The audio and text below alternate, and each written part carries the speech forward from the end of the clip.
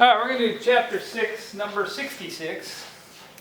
And number 66 says, a 60 kilogram skater is gliding across a frictionless ice at 4 meters per second.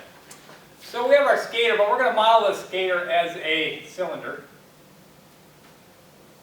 It has a velocity of 4 meters per second, and the mass was 60 kilograms. So the mass is equal to 60 kilograms. Okay, going across the ice like this. And the ice is frictionless, but there is air resistance.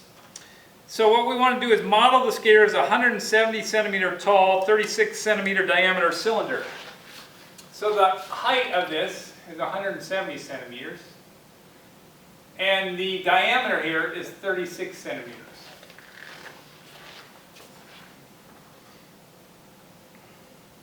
What is the skater's speed 2 seconds later?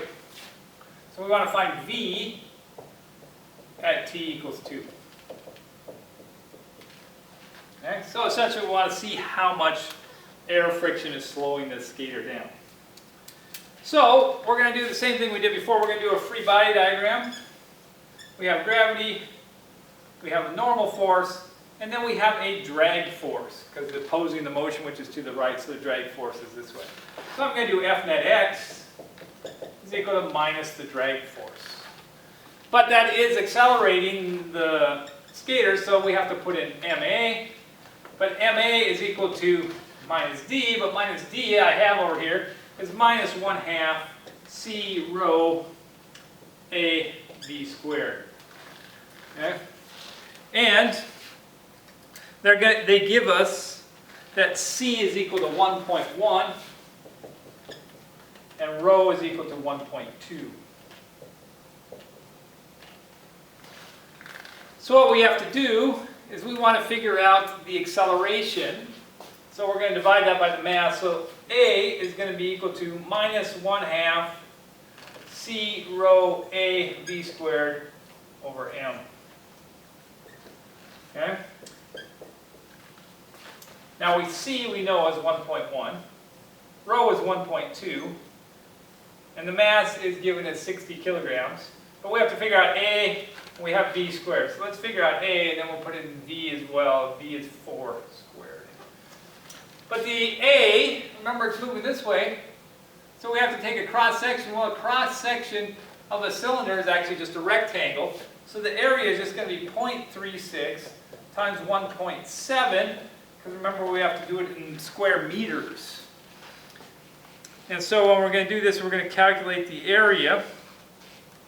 And the area is going to be 0.36 times 1.7, 0.612 square meters.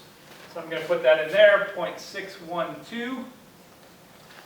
And I can calculate that out and figure out what the acceleration is. I just put all that into the calculator. And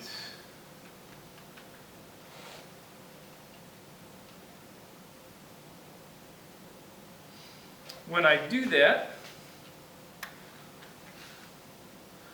hold on, let me make sure I did this right. 36. When I do that, I get 0.5 times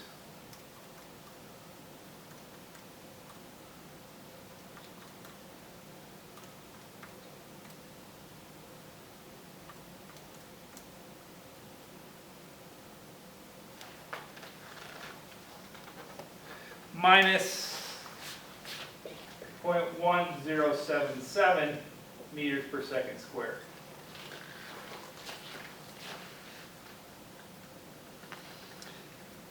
And then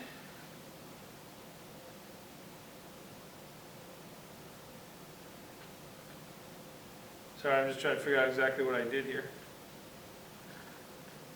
0, oh, I see what I did. Okay. And then you take that to figure out the velocity, and we want to find the velocity sometime later with this kind of acceleration with time, so we're just going to use this equation.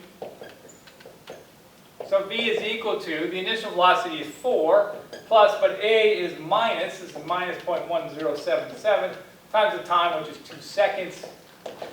You get the velocity is going to be 3.78 meters per second, or 3.8 because we only have 2 sig figs. So after 2 seconds, you've slowed down from 4 to 3.8.